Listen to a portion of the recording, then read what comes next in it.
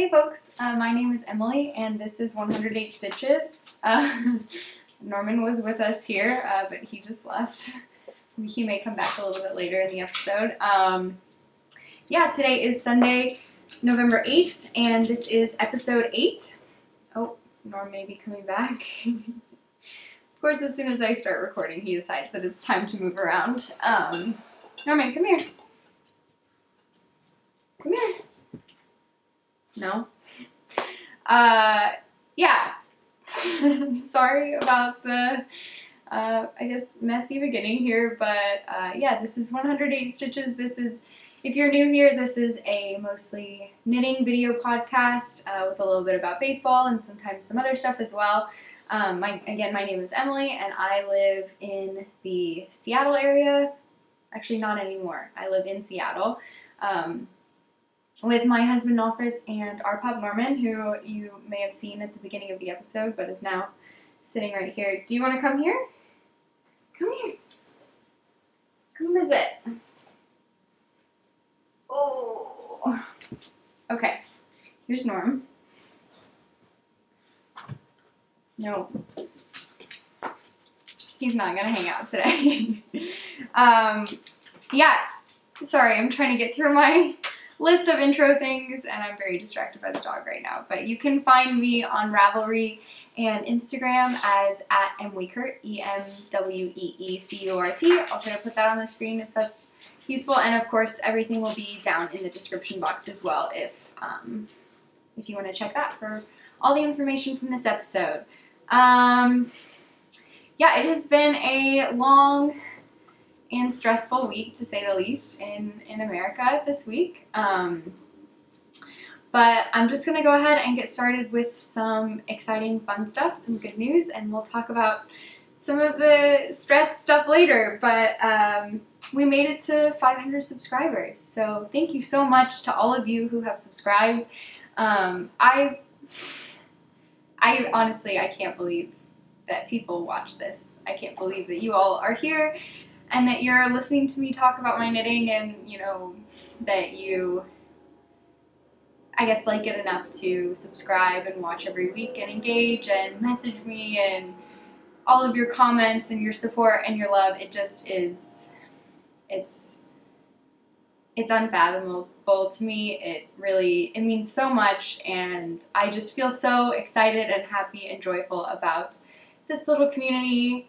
And the people who are engaging with me, and I'm just so thankful. I'm really, you don't even know how much joy this has brought me. So thank you so much to everyone who has subscribed and commented and liked and messaged and everything. I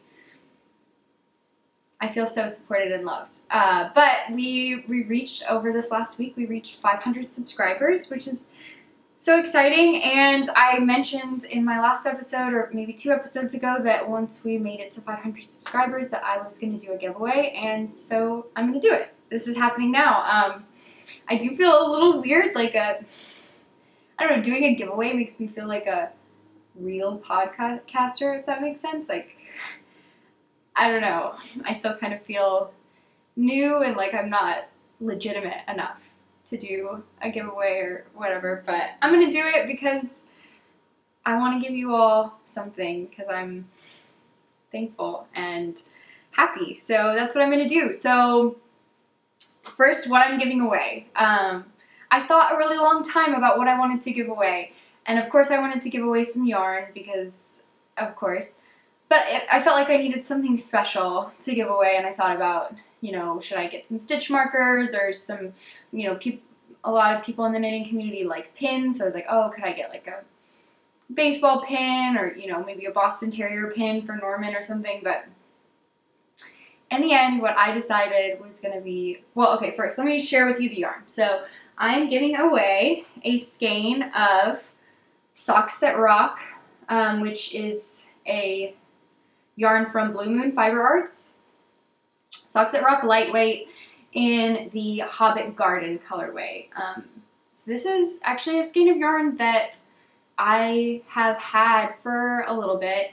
And I really love it. I've knit with this yarn, not this, of course, skein, but with another colorway of this yarn. I knit a pair of socks for a friend of mine earlier this year, and I really loved it. It's a nice, it's a, I would say like a little bit heavier for fingering weight, and the colors are just so gorgeous. So I'm going to be giving this away, and I'm really, really excited about it. I hope that you all like it as much as I do.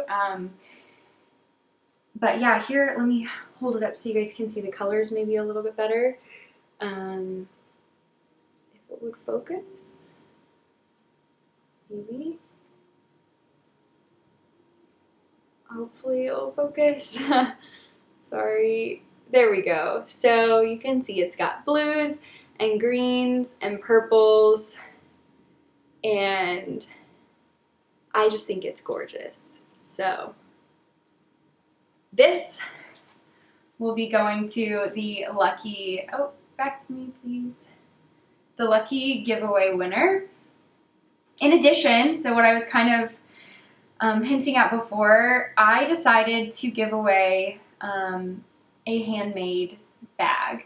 So I'm new to sewing. If you've watched some of my earlier episodes, I talk a little bit about sewing, and you may even have seen a bento bag that I made. So this one, which I often have my sock projects in, is a little bento bag that I made, and I decided that I was going to make a bento bag to give away as part of the 500 subscriber giveaway. So that is what I did yesterday. I sewed this up. Like I said, I'm new to sewing, and so maybe this is not the best giveaway prize because it's not perfect. Like, okay, come here, Norman, come on. Sorry, Norman is back. Come here. Oh, all right, fuzzy boy. There you go. Yeah, okay, he's gonna hang out with us now. But yeah, I'm new to sewing, so I'm not perfect at it. Never mind. I don't think he can make up his mind. Anyway, sorry, he is distracting me a lot right now. So yeah, I'm not the best at sewing, but I made a bento bag for the giveaway as well. So here it is. It's made out of Essex metallic linen, so it's like a black and metallic. It's like shiny. I don't know if you can tell that. You can see it a little bit. Maybe. This is probably not going to focus, but here it is.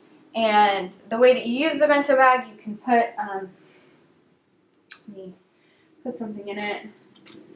You can put something in there, and then you tie it at the top, and it's just a cute little bag. And I think this size it's pretty small, so really just for sock projects probably, just like one skein of yarn. But yeah, I don't know, I hope that you all like it. And yeah, so that's the giveaway prize. So I need to tell you how to enter, and the way that you enter, it's going to be just on this YouTube post. If you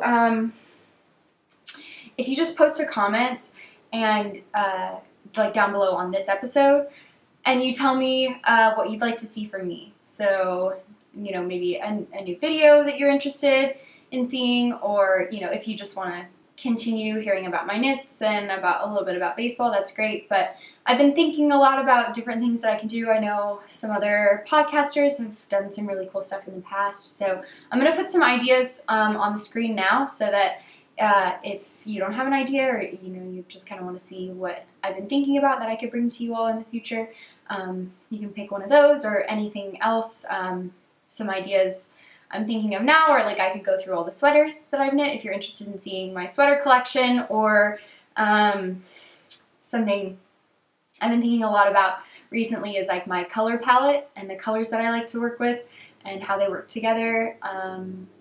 Other things could be my, I'm going to make through, I think, 12 or 13 pairs of socks this year, so I could go through my year of socks, or all my quarantine knitting, or just, I don't know, lots of, I could give you a tour of my stash. I could talk more about sewing. I could talk more about my life, like question answer type session things. So I could talk about my plants. Anything that you all want to see from me or want to hear me chat about, I would be happy to. Be happy to hear that below. So if you just post a comment, one comment per person, one entry per person, and just let me know what you are, what you're looking forward to, what you'd like to see from me. And that is how you enter. And then I will probably let this run 2 weeks just in case I don't post a video next week. So we'll let this run. I should have looked at the date. So today is Sunday, November 8th. So we'll do 2 Sundays from now. Norman is back. I want to help him come up on the couch, but I know he's going to leave again in like 2 seconds. But anyway, that is the giveaway information. Thank you again so much for watching. And I'm going to just, I've already been recording for like 10 minutes, so I'm going to go ahead and get into the knitting content. We're just going to go for it. Norman's back. He wants to look out the window, I guess. All right. Knitting content. So I feel like I don't have a lot for you, but I do have something which I feel like is pretty exciting. I feel like I've been knitting these socks forever, and I finally finished them, and that is my Poet Socks by Sari Nordlund. Here they are. Norm, do you like them? Oh, he wants to get under the blanket. Let me help him. Norman, there you go. Here you go, buddy.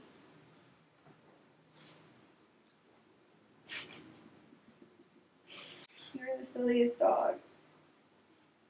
Okay, sit. Settle, dude.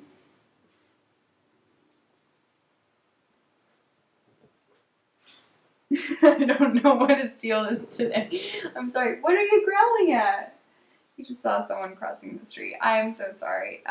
Okay, I finished my, we're just gonna keep going. I finished my Poet Socks, and here they are. Look at them. Oh my word. They're so gorgeous. I love them so much. This pattern is just beautiful.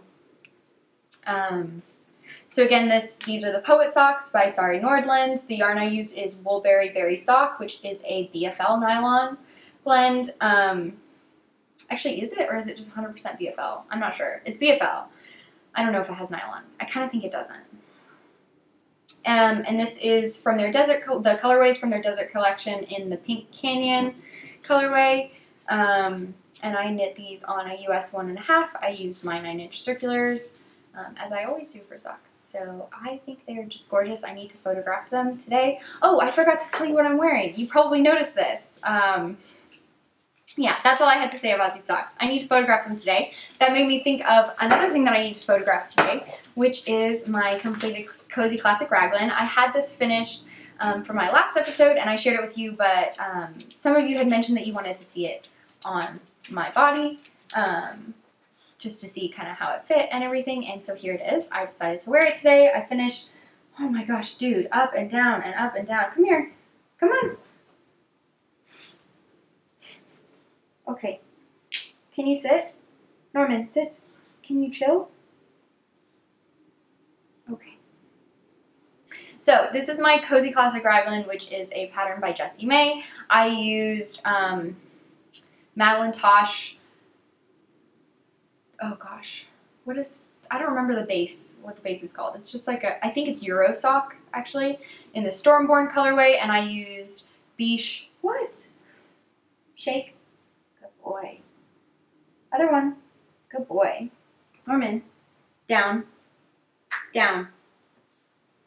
All the way. No. I know. You're very needy right now. Okay. Sorry. And I used Buches in the dark blue turquoise colorway, which in their silk mohair base. So I held those two together. I've talked about this quite a bit in the past. You can listen to the last episode if you want to hear more about this sweater. I knit the second size, and you can see I have a little bit of positive ease here. Here, I don't know if standing up. No, you can't really see it if I stand up, but here it is. Let me untuck it so that you can see the full length. I added a little bit of length to it just because I didn't want it to be super cropped, but I am wearing it today with high-waisted jeans, and I like to tuck the front in a little bit. That's the way that I like to wear my shirts and sweaters. Yeah, and I am hopefully going to get a couple pictures of me wearing it today. I just finished blocking it, and I'm really happy with it. The sleeves are a little bit tight on the forearm. I wish they were like a little bit more positive views on the arms, but otherwise I'm really happy with it. I love the way that it turned out. It's so soft, and I love everything about it. So yeah, that is what I'm wearing, and then I showed my first finished object.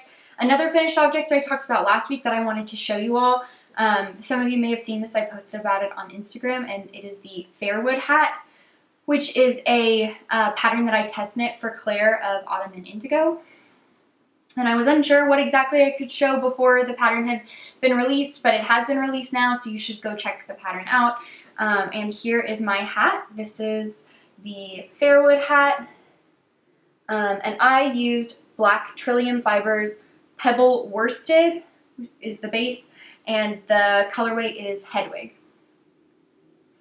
A couple things about this hat. I would really like to knit another one. I like the pattern a lot. I really like the way the cables work, the like little skinny cables. I have a really small head, and so I wanted to make sure that the hat fit me, and I was kind of in between the small and the medium size, but I decided to do the small size just to make sure that it was snug. And the pattern calls for you to use like a smaller size needle for the ribbing, and then to size up for the rest of the body of the hat. Body probably doesn't really make sense for a hat. Okay, smaller size needle for the ribbing, and then size up for the rest of the hat, for the head of the hat, I guess. So to get gauge, I used a US size 4 needle for the ribbing, and then I was going to size back up to a 6 for the rest of the hat, and I just forgot, and I just did the whole thing on a 4. So the hat is really small. I already was knitting a size that was maybe a little bit smaller than I should have, and then I didn't knit it with the right needle size, so the gauge is like really dense, and the hat is very small. I'm like, it fits on my head. I'm not going to put it on right now, because I feel like, well, I'll put it on.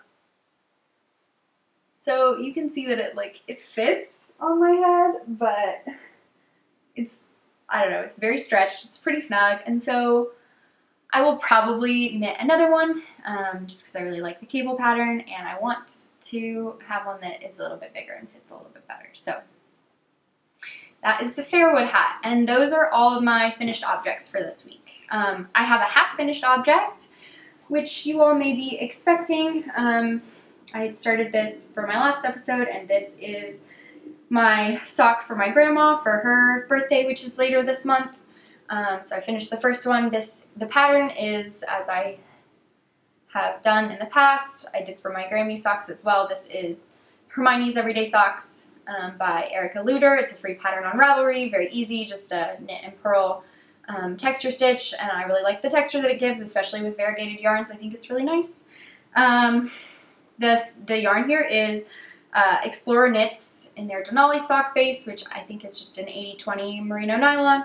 And this is, I looked up how to say this, and I'm forgetting it now. I think it's Flinders Ranges National Park, which is a national park in Australia, and half the proceeds for this yarn, when I purchased it, were going to aid and relief for the Australia wildfires when that was happening, which I believe was late last year or early this year.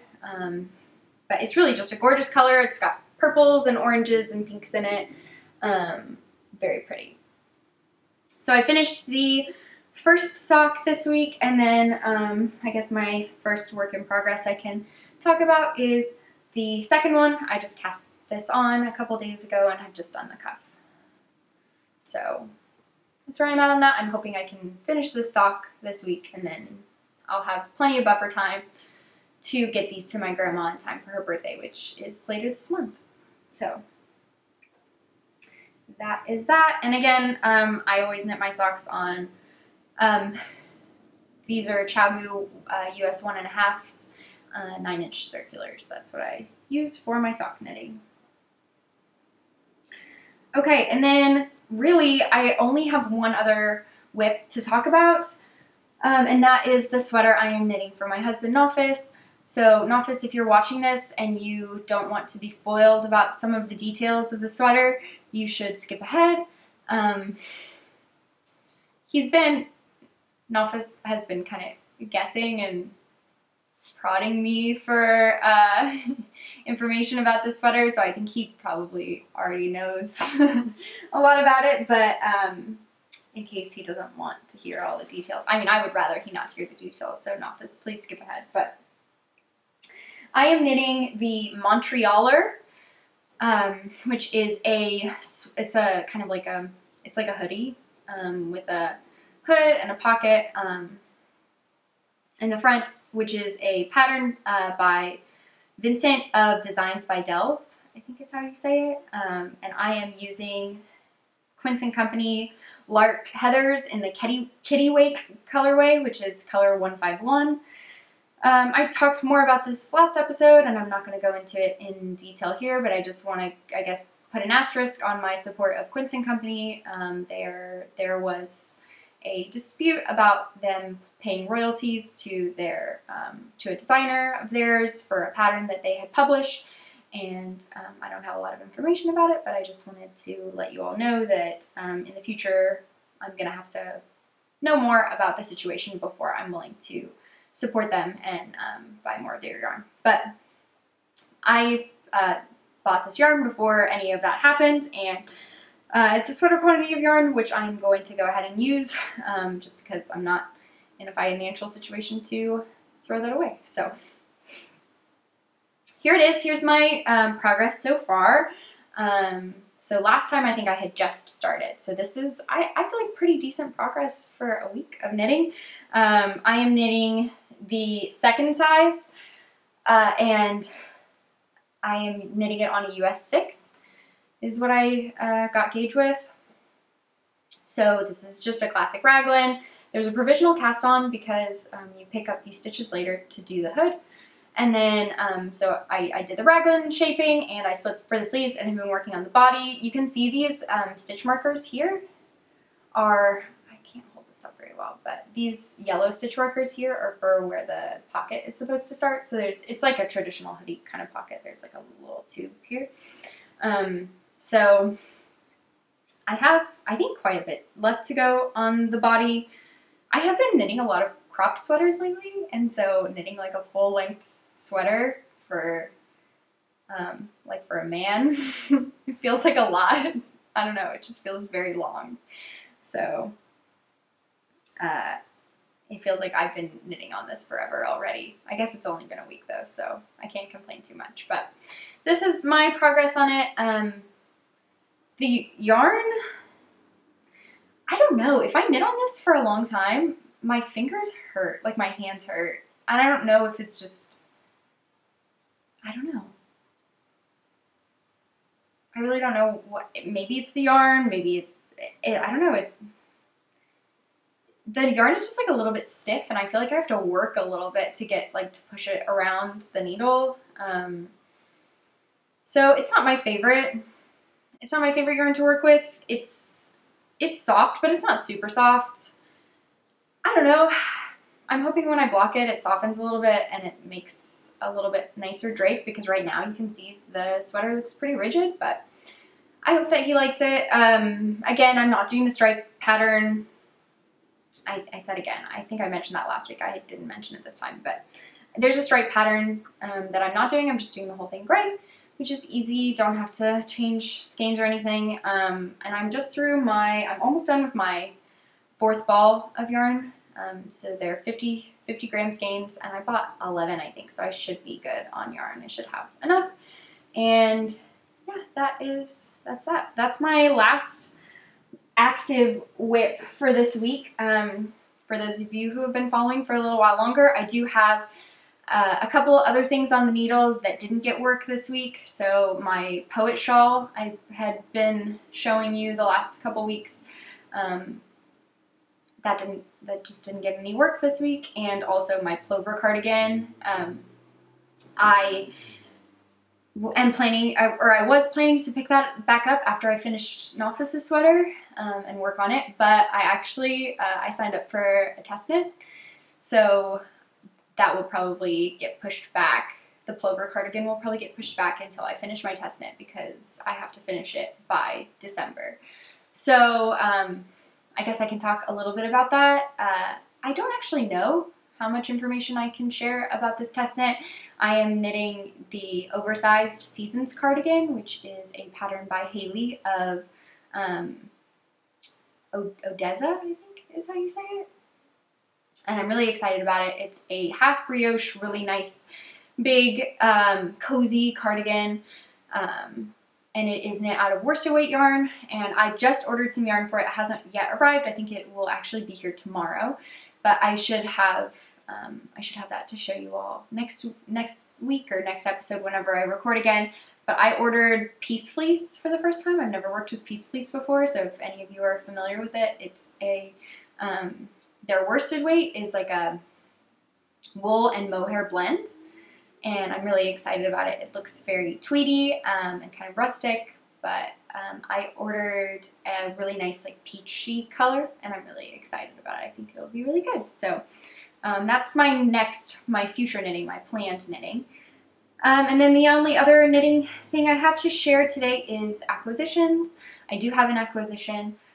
You may have actually seen it earlier. I used it to put in the bag to show how the bento bag works, but I ordered some yarn to make a brioche scarf. So I think I mentioned this because I had started, I bought yarn before to knit the scarf. I bought Biches, I don't remember what it's called. It's their wool and cashmere blend. And it was just not the right yarn for that project, like to be up close to my neck. It was just a little bit too rough. So I had talked about how I will probably repurpose that yarn for maybe a sweater, but I wanted something really soft. So I went online and was kind of just looking around, searching for yarns that maybe were soft, and I really wanted this really light gray color, and I wanted something that wasn't going to be super expensive. So I found this yarn on, I think it was on Webs, and I think the yarn is discontinued, which is potentially why I got it for so cheap, but it was on sale. These are 50-gram skeins, and they were $5 a piece. And this, I should tell you what the yarn is. It's Cloudborn Fibres, and the base is Merino Alpaca Sport, so it's a sport weight yarn. 80% merino wool, 20% alpaca, and you guys, it is so soft. It feels so good, and it was so inexpensive. I'm just thinking about, I made this brioche scarf for Nolfis. I made one for him, and that's what made me want to make one for myself as well. And when I bought the yarn for his, I bought like indie dyed yarn for it, and I used 3 skeins of sport weight yarn, and I mean, it cost me like close to $100, right? Like indie dyed yarn, each skein is close to $30. But this whole thing, all 7 skeins of my 50-gram skeins, 7 of them cost like $35, which is just, I don't know. I'm very happy with it, and it's so soft and nice. So would definitely recommend. I haven't worked with it yet, of course, so I can't recommend it 100%, but you should check it out. And I'm really excited to cast this on. Probably not super soon, but sometime in the mid to near future, I guess, is what I'll say. Life things, as some of you may expect, this has been a very stressful and anxiety-full week for me. It was the general election, the presidential election in the United States, and I'm just really not the kind of person who can, you know, vote and then accept that like I can't control the outcome and forget about it and not stress and not worry. That's just not me. That's not who I am. So I had a pretty anxious week, checking results constantly and stressing out about it. But the the presidential election, the race was called yesterday, and that was a huge relief for me. It had been very, been very stressful. The anxiety I was having was even having like physical repercussions on me. I had been like clenching my jaw so much that by the end of the day, it like hurt to chew because my whole mouth hurt, and I didn't even realize I had been clenching, but, so that was not the most fun. I also, when I was in college, I was diagnosed with an ulcer. I had an ulcer in my undergrad degree, which if you don't know anything about ulcers, I don't even know that much about it. It's just like pain in my like abdomen, and I think research has shown that like ulcers can be worse or can kind of like come back based on like stress and anxiety. So like my worst time with my ulcer was when I was in grad school, just because like the stress of that was a lot. But I actually felt my ulcer again in the last few days. And also just in general, like anxiety often gives me like headaches and makes me feel like lightheaded. And anyway, so just wanted to touch on that because I know I always really appreciate it when podcasters and other folks are really open about their anxiety and what they're feeling, and wanted to let you all know that I'm also there. I was anxious, and it affected me a lot this week. But I'm feeling a lot better now that the race has been called, and I feel really good about the direction that we're headed. Yeah, I'm feeling better now. So stress knitting also helped me a lot. Knitting on my socks and sweater, it always is really helpful to me just to devote myself to that, and spend a lot of time on that is always like almost cathartic for me. So I really enjoyed that. Wanted to touch on some things that I've been watching and reading as well, in case folks are interested in that. I've been watching The Great British Baking Show, which if you're unfamiliar, you should be. It's really, really excellent. It's just, it's like a baking competition show, and it's very, very sweet and wholesome and fun. So I've been watching the current season of that. I had watched all the previous seasons before. Similarly, I have recently watched The Great Pottery Throwdown, which is a similarly structured show, but about pottery, and is also very sweet and fun. I really love that show as well, so I've been watching that. And then as far as what I've been reading, I've mentioned in a past episode that my family and I do a book club together, so my immediate family, like my parents and my siblings, and our partners, so Nofis reads with us as well, and also my sister's boyfriend, Jack, reads with us. And we had read, I'd mentioned before that we had read about the Black Sox scandal. 8 Men Out was the book that we finished a while back, but we just finished another book, and I think we're going to Skype to talk about it today. But we just read And Then There Were None by Agatha Christie, which is like a murder mystery. And generally I'm not super into mystery types. Like, I have trouble reading things that are, or watching like shows or movies that are particularly like intense. I just prefer to read and watch things that are like pretty light and enjoyable. But this book was really good. I mean, there were parts that made me feel kind of queasy, but it was very good. We enjoyed reading, and Nofis and I read it together. He always reads aloud to me, and we really enjoyed it. And we have been talking a lot about it afterward, and it's really nice to read it with someone else, especially a mystery, because as you're going through, we had like a lot of theories, and we were talking to each other like, oh, it couldn't have been this person, or it couldn't have, you know, whatever. And so that was really fun. So I'm excited to talk to my family about that later today. Other things that have been going on, I of course need to give you all a food update. So Sunday breakfast, today is Sunday, it's Sunday afternoon right now, and this morning we made pumpkin pancakes, because in the fall it's every other weekend we make pumpkin pancakes, but I do think I made them the best I ever have today. So it was a good batch of pumpkin pancakes. Earlier this week I had mentioned that we were going to make, or last week I mentioned that we were going to make pumpkin bread, and I did. I made pumpkin bread and I've been eating it. I made it on election day, and it was a good call to make pumpkin bread. It was really enjoyable and tasty, and I loved that. And then we also made, we carved pumpkins, and I toasted up the pumpkin seeds, and those were really yummy as well. We made homemade gnocchi last week, and this week we're going for another one of our fall classics, which is root bake. So you just take a whole bunch of root vegetables and you like chop them up and cover them in like olive oil and seasonings and bake them, and it's so good. So like potatoes, beets, butternut squash, what else? Parsnips. There's like an onion in there. You can put carrots in there, all kinds of stuff. So we are going to make that, I think, later today, and that should be really yummy. So that's more of our fall food. And I think that's all I have as far as life stuff goes. The only other things I wanted to cover today were just in the baseball segment.